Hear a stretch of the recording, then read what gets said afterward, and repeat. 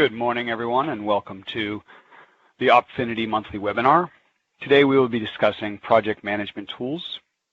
A couple of quick notes before we get started. One, this presentation is being recorded, so you'll be able to find that later on our YouTube channel and eventually on our website. Two, the system we utilize allows you to ask questions, and you can do that through the chat window, which is available by selecting the chat option in the bottom left corner of your screen. Any questions you put in there, I will either get to while going through the presentation, or we'll answer those questions at the end of the presentation. The point of today's webinar is to be a 20-minute presentation to give you an introduction to project management tools. Not really to provide you an answer of which is the best, because a lot of these tools have specific slants and focuses that may work well for your organization or may not. But really to take a look at what some of those tools are that are out there, along with what some of the items you should be looking at when evaluating these tools.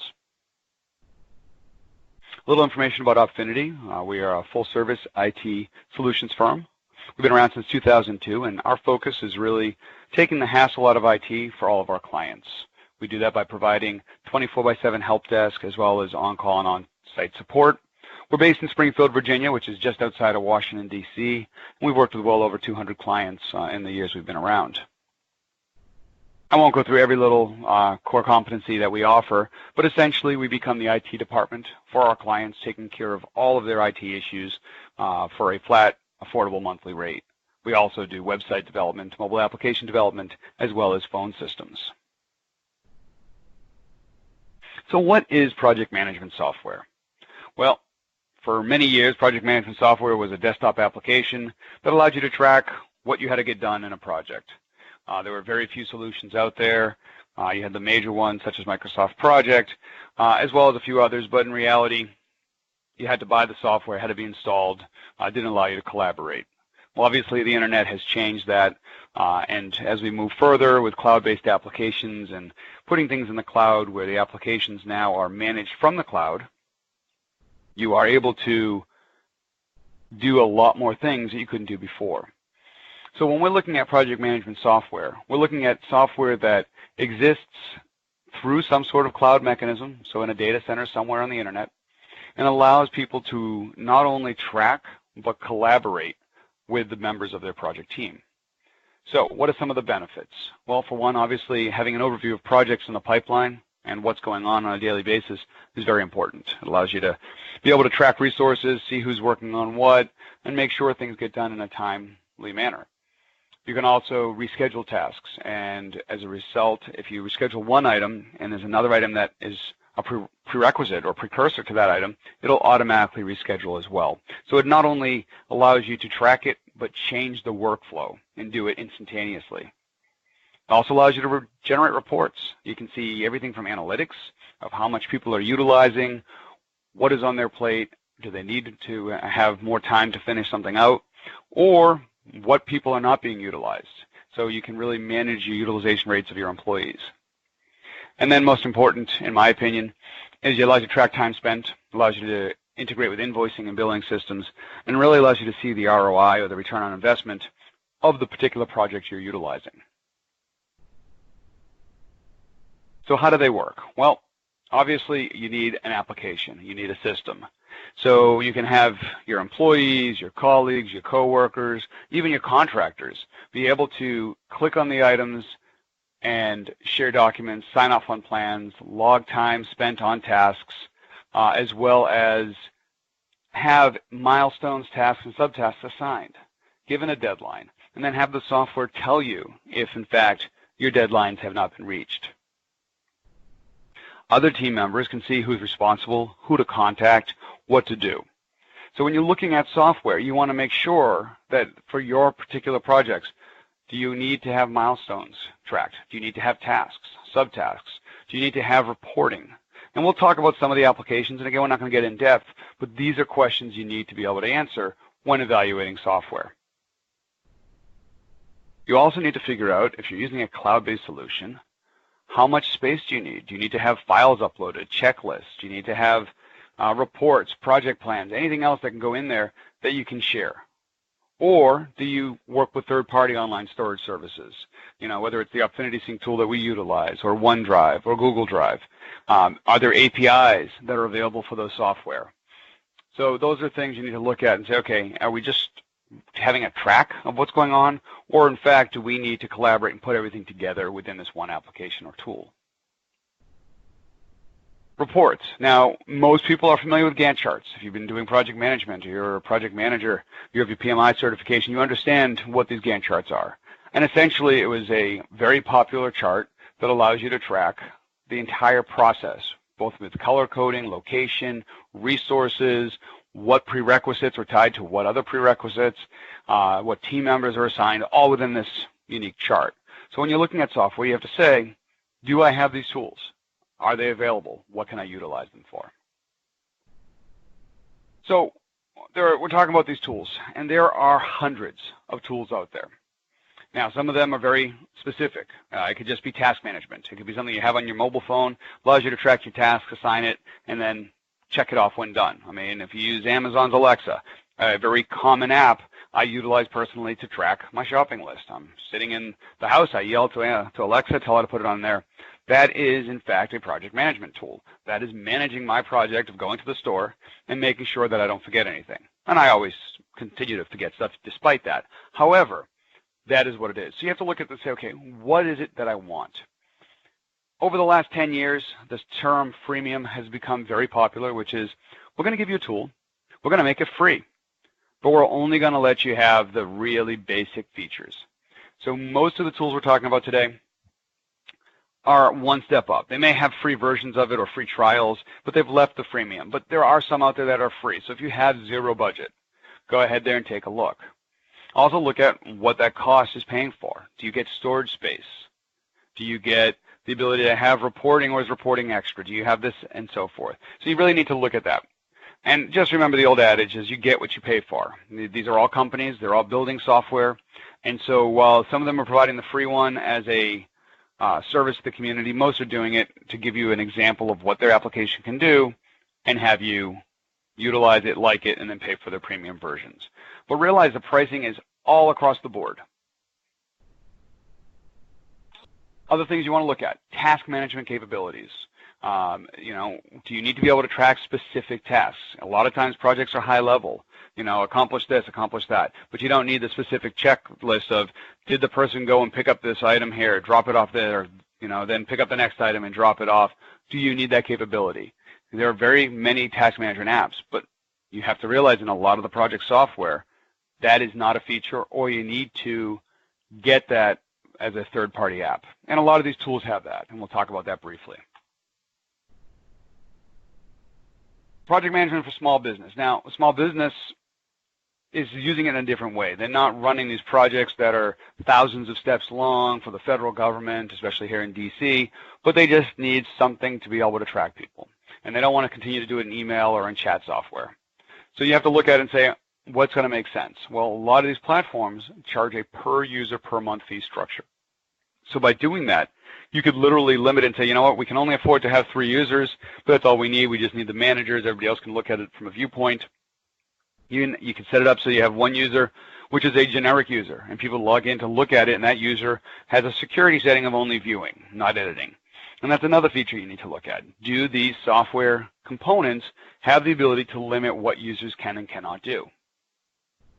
So you need to look at that. You need to look at the type of business, the team structure, your style of working, and say, okay, what is it I want?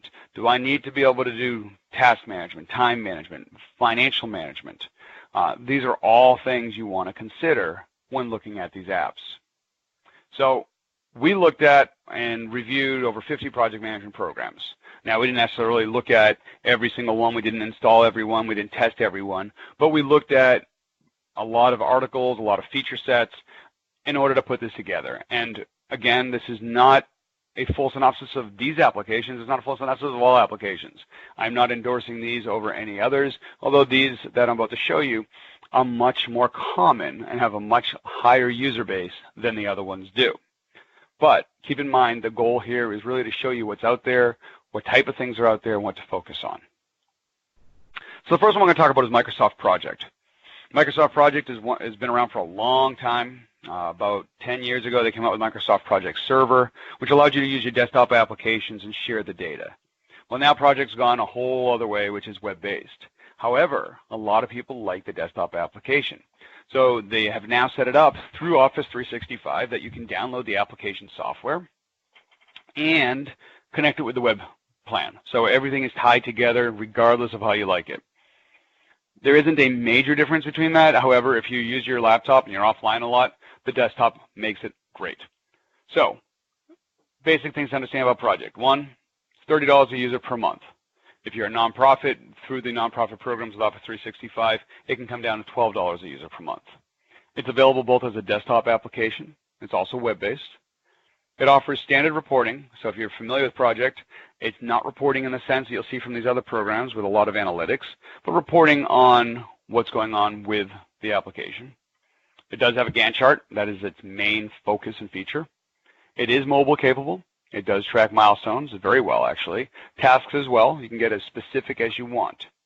So what are the pros about Project? Well, it's well known. It's been around for years. A lot of people have trained project management utilizing Microsoft Project. And it's good for managing large projects. The biggest con, however, it's not really user-based, meaning that if you have one project plan and multiple users, you can be very difficult to manage. One person's making a change here, the other person isn't aware of it. It's not user-centric. It also has an initial challenging learning curve, but once you learn it, it's pretty straightforward. So if you want to find out more information, obviously you can just go to that URL or just search Microsoft Project in Google. This here is just an example of the mobile capability and the familiar look, as you can see, of Microsoft Project's desktop software. The next one we're going to look at is Wrike. Been around for a few years. It actually has a very strong following from people I've spoken with. The pricing is very variable. So it can start at $9.80 a user per month, but it depends on the capabilities. The more capabilities you want, the more it costs. So take a look at Wrike.com. I believe it's Wrike.com/pricing for that. But this is strictly web-based. It's real-time reporting, analytics strong. It's mobile capable, milestone, and task management, yes. Some of the pros, very quick to set up. You go to the site, you sign up, you run. It's that quick. It's an unlimited number of projects. So in a lot of other applications, you're limited in the projects. However, when you take a look at all of the features, and you go all the way up to plan level, people consider it very expensive for the full features. But going back to the adage, you get what you pay for. If you really like it, then it's worth it. But a lot of people don't need all those features. So take a look at that. Here is a simple screenshot of the Wrike application. Obviously, it's a little hard to see. But again, all of these applications have trials. You can go take a look at those, or at least small price features. Next one here is called Monday. If you're not familiar with Monday.com, it actually just recently, within the last year, I believe it was, changed its name from Dapulse. That's D-A-P-U-L-S-E. There's a lot of reasons they said for changing it, but they went with Monday, figuring people go back to work on Monday, and that's why they should go with it. So another one where it depends on your features, but starts at $25 a month. It's available as a web-based application. I personally think it's one of the best interfaces out there. It's very easy to utilize, very intuitive. It has the capable tracking of all the components we talked about. But the biggest problem with any software as a service is that people have complained of the speed of the application. So you're dealing with a hosted application. When you're running desktop software, you click on something, it just goes. Well, when you're dealing with a very nice interface with a lot of graphics, that means it takes longer to load. The longer it takes to load means that the speed is going to be slow. So you have to consider that as here you are typing away, and next thing you know, you look at the screen and it's not even close to where you were. So you need to look at that as an option. Again, I would suggest trying it out, but gives you another idea of what interface is out there from a usability perspective versus the standard old, what we call Microsoft Project, Microsoft Excel look and feel. As you can see there, it's a very, what would you call, Web 2.0 plus or Web 3.0. It's a very standard, straightforward, easy to read interface. Looks very similar from desktop, laptop to mobile, which you didn't see when you looked at Microsoft Project, where it was more of, let's build a mobile component that sort of ties into Project. Another project out there is Basecamp. A lot of people like Basecamp because of its cost, which is free. It does have, you can go all the way up to $149 a month depending on the features. It's web-based, but a lot of Basecamp's features do not come from Basecamp.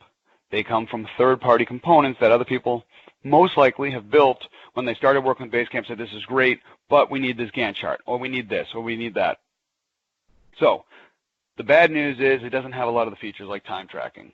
However, it does integrate really well with third-party applications. So as a base, no pun intended, it doesn't have a lot of great stuff, but when you add in those other components, it can really do a lot of the same things as other programs do, and typically is less money. Here's an idea of all the way it looks across all the different platforms. Okay, the last one we're going to look at is Jira by a company called Atlassian. And what this is it's a similar type of application. It's web-based. It starts at $10 a month, which includes up to 10 users. So very affordable. Has a big following. Very full-featured. But biggest complaint I've heard from people is it's very hard to learn all the bells and whistles. So keep that in mind. Pricing, again, very affordable. $10 a month for up to 10 users. Then you start at $7 a user per month beyond that. So it's focused on helping small businesses, but once you get beyond a small business, you're obviously going to pay for it. So real-time reporting, it has a Gantt chart, it's mobile capable, etc. So again, take a look at it. Similar concept, similar style to the applications that I've already shown you screen captures for. Again, web-based. When I say web-based on all of these, realize that means no matter what platform you're on, Linux, Mac, etc., they work. Some of them work better in certain browsers than others, but again, that's something you just need to look into. And you can get reviews and others on this. And again, I would try it out. Most of these places, if they don't have a free trial, have a money-back guarantee. Just something to keep in mind.